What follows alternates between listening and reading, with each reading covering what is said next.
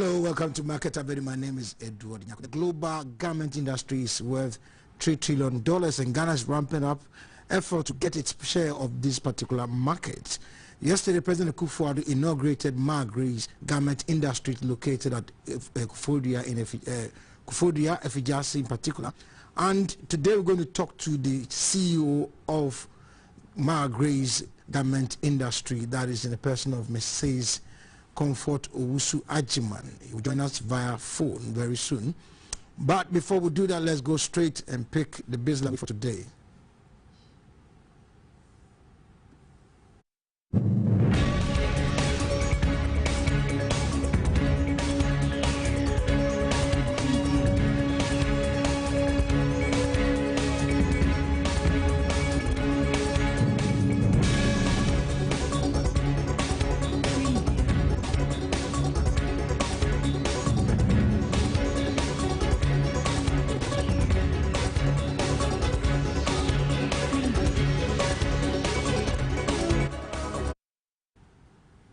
Hello, welcome back to Market Avenue. We go straight to the stock exchange. To do that with me is Sani Abdurrahman. Sani, welcome. Thank you so much, Edward. Well, at the end of the session today, the composite index have gone up for the 9th straight session. And in fact, the market is very exciting, and this was as a result of gains in 3 equities on the Accra Bears. The composite index has gone up by 4 points, pushing up the year-to-date return to 48.07%. And Edward, I've been wondering how whether this is going to cross the level that we saw in 2017, the 52%, which made the stock exchange the best performing in Africa. Of course, now it is still leading if you look at the chart, but I was wondering if the trajectory and the pace of the increase, if it's going to change. It's likely to do that, because now we're doing 48, and it's just a few days ago we were around 46, and we are already at 48.07%. Who knows what tomorrow holds for us on the market. The financial stocks also for it was in the opposite. It recorded some 2.89% decline, and it's returning 15.12%. So what this basically means is that if you have invested your money on the stock market since the start of the year, you are getting 48.7% as your return. And if you have invested specifically in the financial stocks, you'll be getting 15.2%. In terms of the volume of shares that were traded on the market today, it has gone up compared to what we saw on Monday and Tuesday. On Tuesday, because on Monday it was around 307,000. It declined to 170,000. And now for today it's 279,880. But in terms of the value of the shares that were traded on the market, we've seen it going up by about 400,000 Ghana cedis, because on Monday we recorded 615,000. On Tuesday it went up to 673,000, and today it's in excess of 1 million Ghana cedis. The market capitalization has also seen a slight increase of about 40,000 Ghana cedis from the 64,339,000,000 that we saw yesterday. If you want to know the equities that made the moves on the market today, there were 3 gainers, and that's resulted in the market indices going up. Bob recorded some 28 pesos gain for a while. And today, Bob had his fact figures today, so that might have contributed to this surge or in price. Maybe they reported that things are turning better. Their balance sheet is looking good, and that gives some hope to investors and attracted some money in there. Also, Carl Bank recorded some 3 pesos. We saw ETI also not recording again, but Fun Milk recorded some 42 pesos gain, and that's entirely has resulted in the market indices going up. If you look at the shares that these equities traded, Fun Milk did in excess of 210,000. That is massive, quite high. And Carl Bank also did 21,730, 13,200 with ETI, and also Bob, which recorded the highest, the second highest gain on the market, did some 1,309. So in terms of the total shares that were traded on the market, 279,880. Value of the shares, 1,075,000 Ghana cedis. If you ask me what transpired on the market today, Edward, that's all I can tell you. Well, very interesting. We'll talk to the CEO of Maagrace Garment Industry in Koforidua. You know, there's a company that started 2003 and went down, is back on its feet again.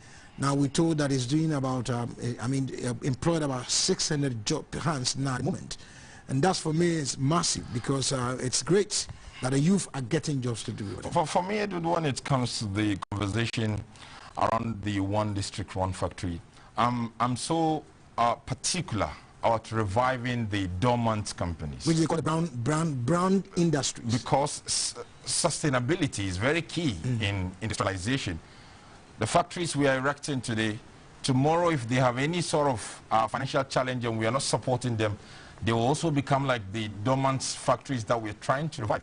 So I get so excited when I see that government has offered some support, has guaranteed for these companies to get some long-term capital to revive their operations, and more importantly, create jobs for the indigenes. That is quite important, and I look forward to listening, to hearing what Maagrace is going to has for say. us. Fantastic. That's Owusu-Agyeman doing that analysis there.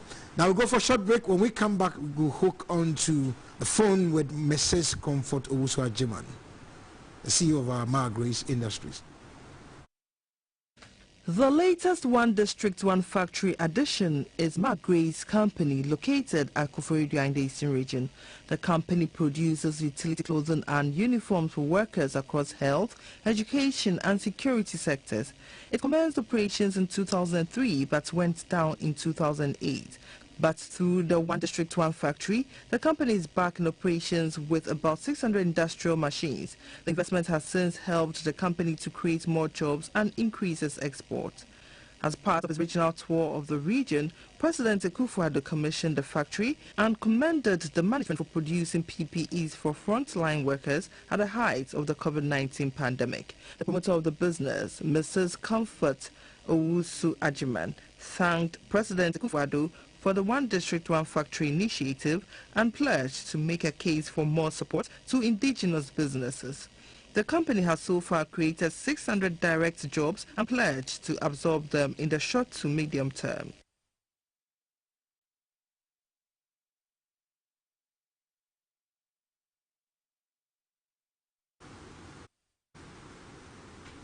Hello. Good evening, Maagrace. Mrs. Comfort Owusu-Agyeman.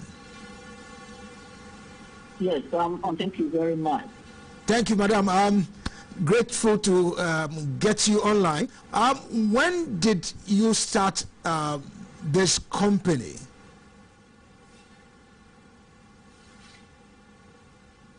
Hello? Hello? Maagrace Garment Factory was established in 2003. The idea for the setup of the factory was initiated by the then President Kufuor administration under the President's Special Initiative. The garment village was established in the Free Zone enclave in Pema. At that time, my husband, Honorable Hackman Owusu-Agyeman, was MP for New Jabin North and the minister under the Kufuor administration. He decided to do the setup of the factory to Koforidua Esijase because of the need to generate employment for the youth. That was when HIV/AIDS was prevalent, so that the youth would get work to do. Wow. Now, why did the company was not able to survive the challenges that it encountered, and it has to go down and now be revived? What were the challenges?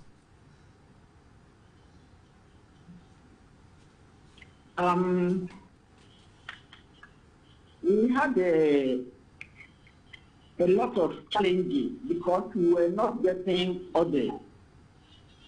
So this made us close the factory for some years.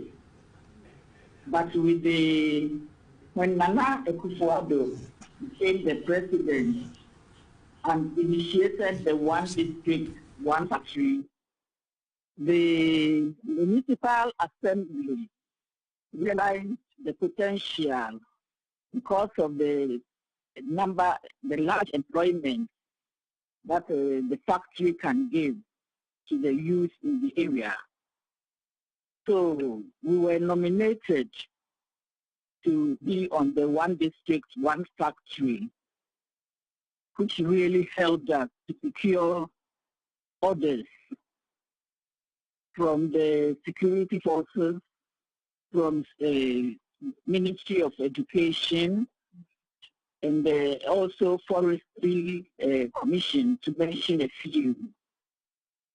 So the one district, one factory helped us in the sense of obtaining jobs for the factory.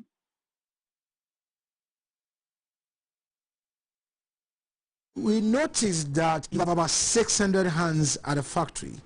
Now, are all these young men and women out there, people who have already gone through the training, a seamstress training or tailoring training, or you train them before they are employed?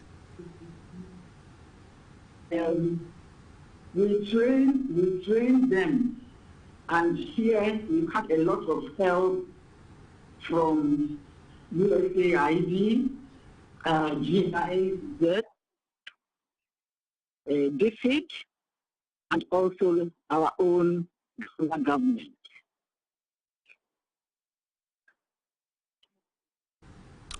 We also had a help from skills development fund, yes, because the training involved a lot of financial burden, and we have these agencies helping us to do it. I've seen also EAA, all right. That is the Ethical Apparel of Africa. I've noticed that there are a lot of women at the factory than men. Why is it a policy to engage more women than the young men out there? We try to take more of women and a few men, because there are some things we can't do without the men. So, Yeah. do you export some of your products, or you sell everything in Ghana? In 2019, we started partnership with the Ethical Apparel of Africa, and since then we've been exporting to the USA under the ABUA. Wow. In terms of, I see that you produce nose mask, and you did about 2 million during the COVID period. Are you still doing that business, or you've moved on to other things?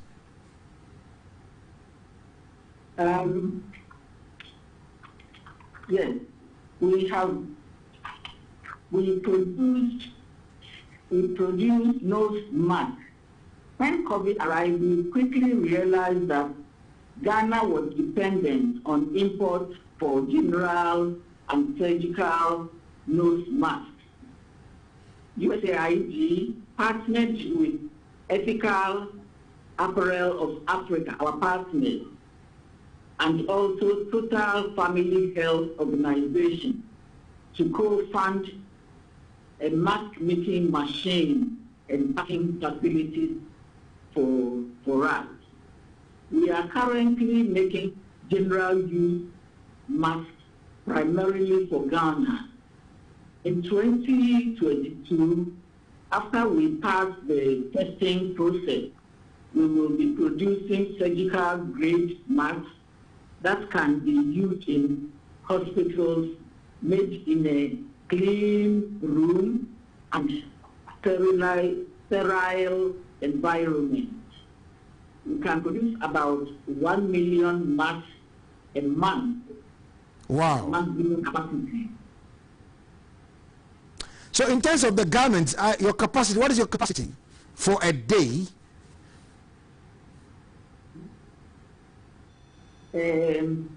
Presently, we employ 600 workers.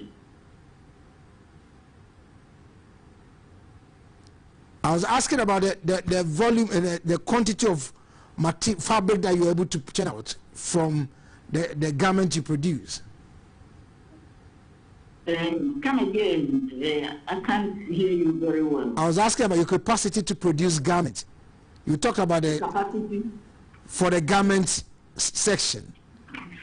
And we produce 5,000 units daily. Okay. Yes, and monthly it's about 100,000 units. Wow. So African Continental Free Trade is now in implementation. You said you're exporting to the U.S. market. Do you have plans to export to other parts of Africa? Yes, we are looking forward to this.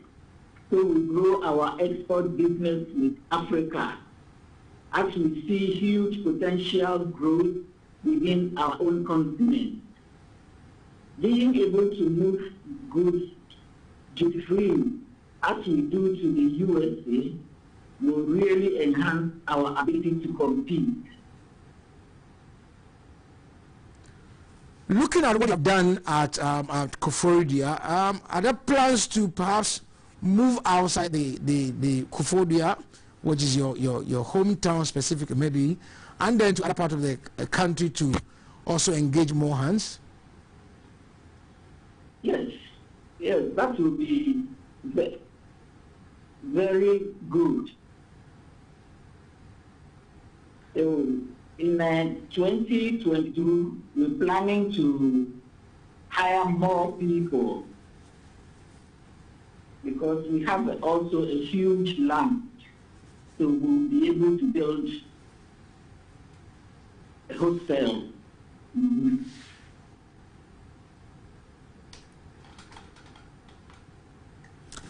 Now, 2003, that when you started operations and you went down, what are some of the lessons you have learned from those challenges that you're going to deploy this time around and make sure that you scale over the wall of the challenges that you encountered in 2003? Mainly, this industry is capital intensive.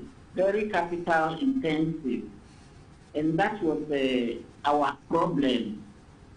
Yeah, so, and also without orders, it was difficult because sometimes if you have a few people, once you put on some machines, some of the machines may not be used, but still they have to come on, an electricity bill was also a problem. We also needed cash input. We needed cash input, which was another problem. And also, we need the government to back us, because with competing with countries like China and Asian countries, it's not that easy. Yeah. Because of their large population, they really see to this type of business jealously. They hold on to it jealously because it helps their population. Mm-hmm. Yeah. So we appeal to the government to also help us in this area, because without the input of our government, we will not be really recognized. We will not be able to get also orders.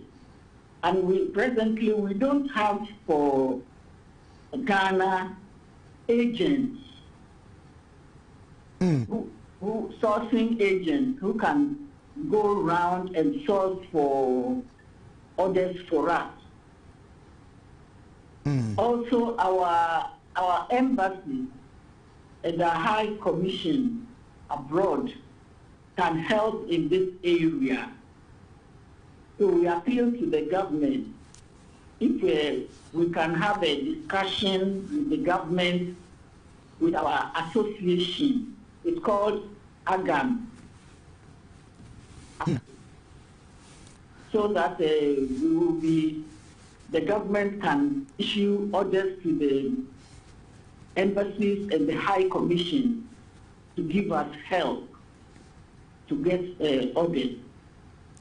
It's very, very important to get the marketing, the international experienced marketing agent. Madam, where do you get your source of supply in terms of the fabrics for the garment production? Is it from Africa or from Europe or from the US? The orders we get now, our clients have been gracious to us, and they bring us fabric, which has also has made things less difficult. Yes, so we are indeed grateful to our clients who supply our material. You earlier talked about agua. I think we have not been able to exhaust the opportunity out there. So what are the plans that you have to make sure that you take full advantage of not only the continental African free trade area, but agua, as you said earlier? Yeah, we are working through EAA, and for the export, we use the opportunity of the agua.